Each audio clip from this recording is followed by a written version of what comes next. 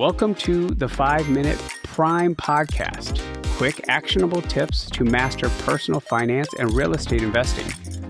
In just 5 minutes a day, we'll help you build wealth and achieve financial freedom. A 4-unit building sold 3 blocks from you last week, 6 days on market, closed $40,000 below what it would have fetched on Zillow. You never saw it. It was never on Zillow.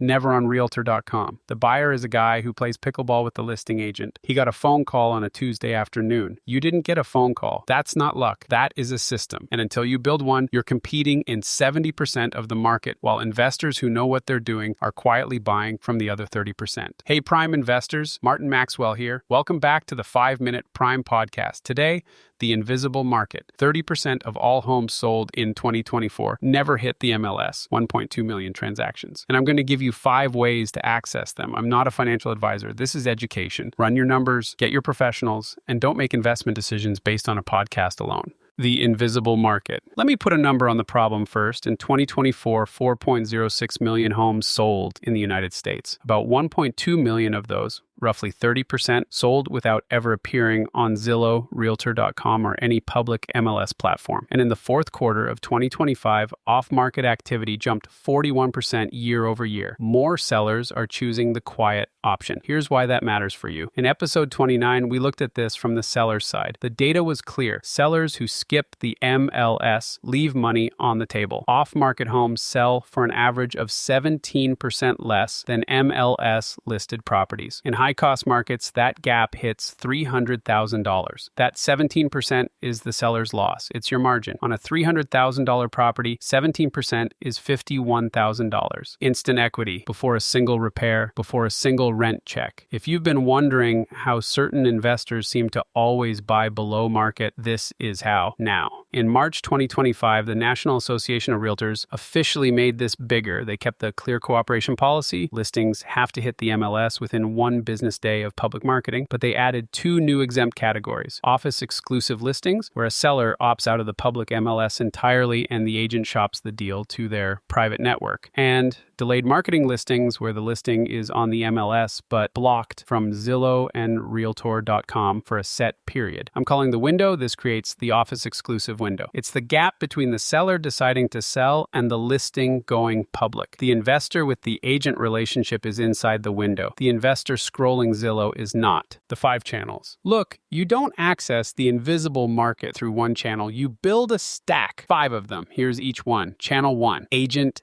networks. This is the pickleball call. Agents who actively work with investors will bring deals before they list. Compass private exclusives, office exclusive listings, anything the seller wants, kept quiet. The access question is, does your agent know exactly what you buy? Most investors never answer that clearly. The fix is a 1-page investor profile, your buy criteria, price range, property type, your turnaround time, and a proof of funds. Send it to 3 agents in your target market this week. That's what gets you the Tuesday phone call. Channel 2, driving for dollars. You get in your car and drive the neighborhoods where you want to buy. Peeling paint, overgrown grass, stacked mail, code enforcement notices taped to the door. Those are signals. A property someone isn't managing. From an owner who may be ready to exit. Apps like Deal Machine let you tag addresses from your phone, skip trace the owner, and fire a direct mail piece before you leave the block. The Advantage exclusive leads, you found it. Nobody else has it in any database. Channel 3, direct mail, targeted postcards, and yellow letters to specific lists. Absentee landlords, long-term owners, high-equity homeowners, probate estates. This one has a case study I want you to hear. Chip Ferguson sent 1,000 yellow letters to duplex and fourplex owners in his market. One responded. That one response turned into a fourplex acquisition that launched his career and a $40,000 wholesale deal. 1 letter in 1,000. He doubled down. The math on direct mail isn't the response rate. It's the deal quality when someone responds. Channel 4, the distress stack. This is where public records become your sourcing engine. Tax delinquency lists show owners who are behind on property taxes, motivated, often urgently. Probate filings reveal heirs managing inherited properties who may have no interest in being landlords. Code enforcement violations flag overwhelmed owners, stack them. The seller who's delinquent on taxes has an open code violation and filed probate 6 months ago is not the same as a seller who answered a cold call. That overlap is where the deals are. Tools like Tracerify pull county tax records at 30 cents per record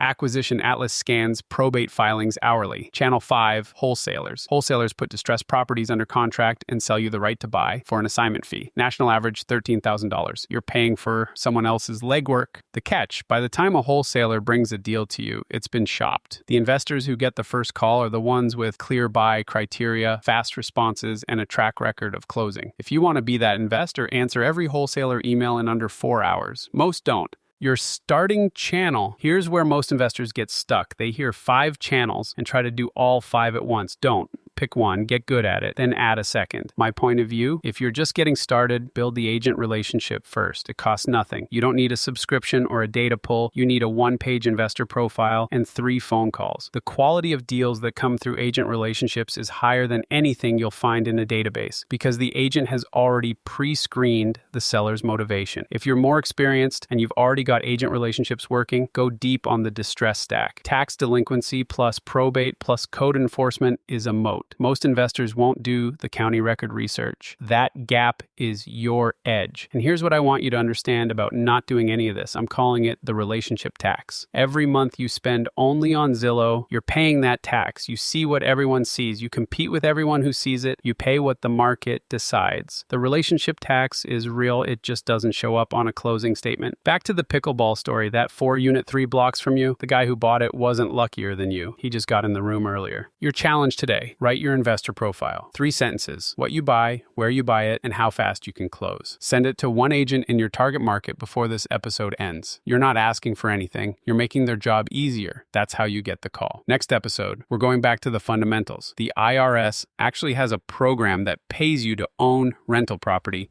and most investors have never heard of it. That's next episode. I'm Martin Maxwell. Keep learning, stay strategic, and keep building one step at a time.